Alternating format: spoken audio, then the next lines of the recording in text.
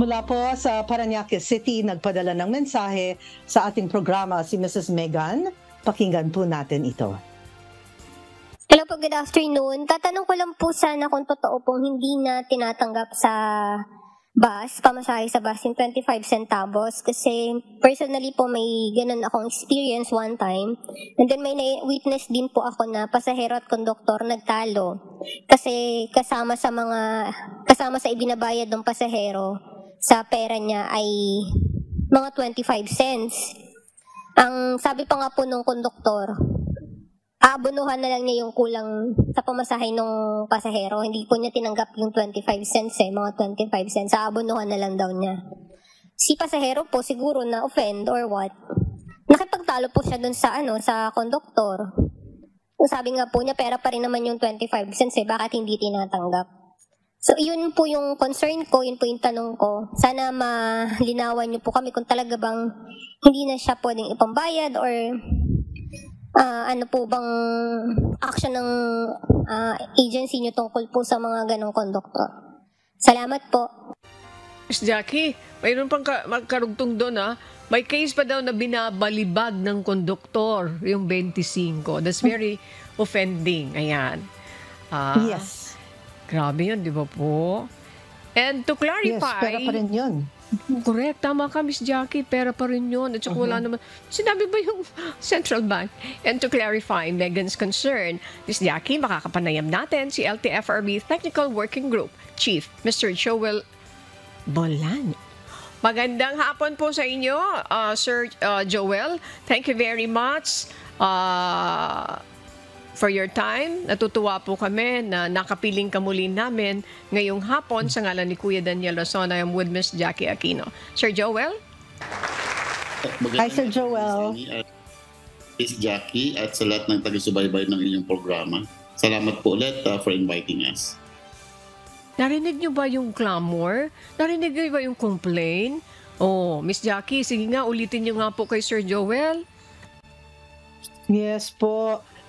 Mr. Joel, ano naman po ang sagot doon nga sa concern ni Megan ukol nga sa mga konduktor na hindi tumatanggap ng mga barya like yung mga 25 centavos po? Thank you, Miss Jackie at Miss Anela. Very timely po yan dahil kung mga nakaraang buwan lang po ay nagpalabas po ang LTFRB ng board resolution in coordination po ito sa ating Bangko Sentral ng Pilipinas para po ipaalam sa ating mga kababayan, lalo na po itong ating mga daily commuters at itong mga operators, kasama na po yung mga conductors po dyan, na hindi po ipinagbabawal, una po yung bago pong pera natin ngayon na hindi pwedeng tanggapin kapag daw ito ay natiklop. At ganoon din po yung pagtanggap ng ating mga coins sa pamasahe sa ating mga public utility vehicle. So, kapag po may mga ganitong incidents o mga experiences po ang ating mga kababayan, ay pwede po silang tumawag sa ating hotline 1342.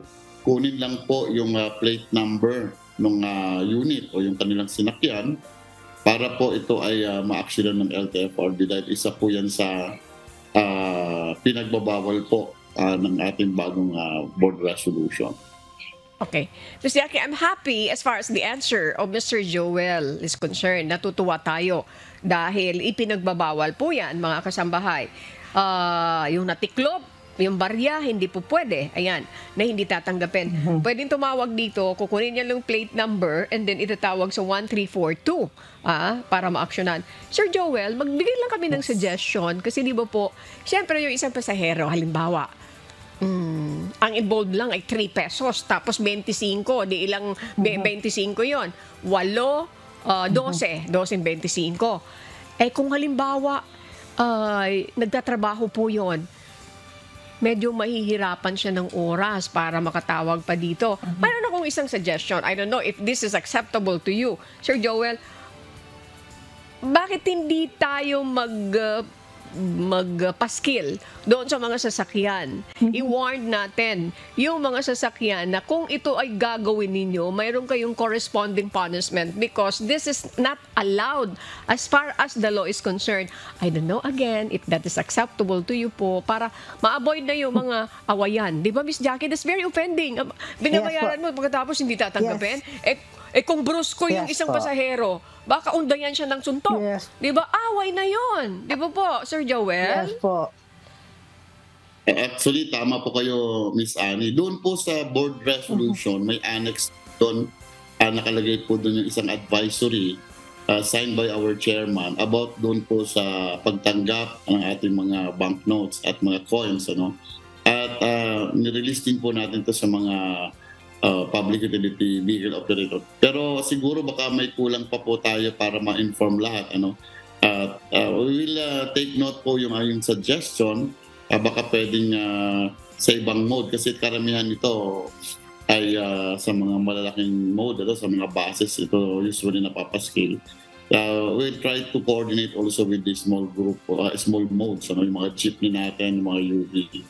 At baka pwede ito ma-convert din namin into a para sticker para mas madali po natin i-indicate. Sige po, salamat po Miss Annie for your suggestion.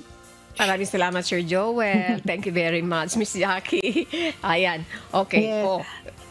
Yes, Miss Jackie, go ahead please. Miss Annie, actually gusto ko rin po yung suggestion nyo, di ba? Kasi minsan natataranta, masyadong mabilis, tapos natawag pa, ganyan.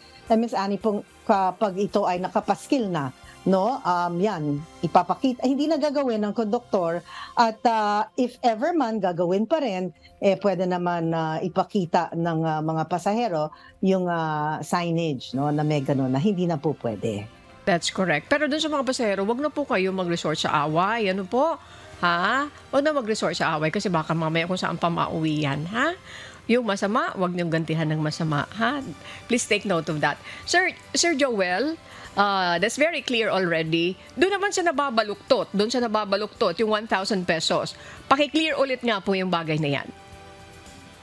Opo, Napo-fold. Napo-fold. Opo, yun sa banknotes po natin na bago, yung 1,000, kasi napabalita nga po na dapat hindi daw po ng Pilipinas na po mismo ang kasakausap po natin at sila mismo ang nag-request sa LTFRB para po maipahatid natin yung tamang paggamit ng ating banknotes. Pwede po tanggapin kahit ito ay matiklop according to the BSP at hindi po pinagbabawal na gamitin ito kung ito ay nakatiklop.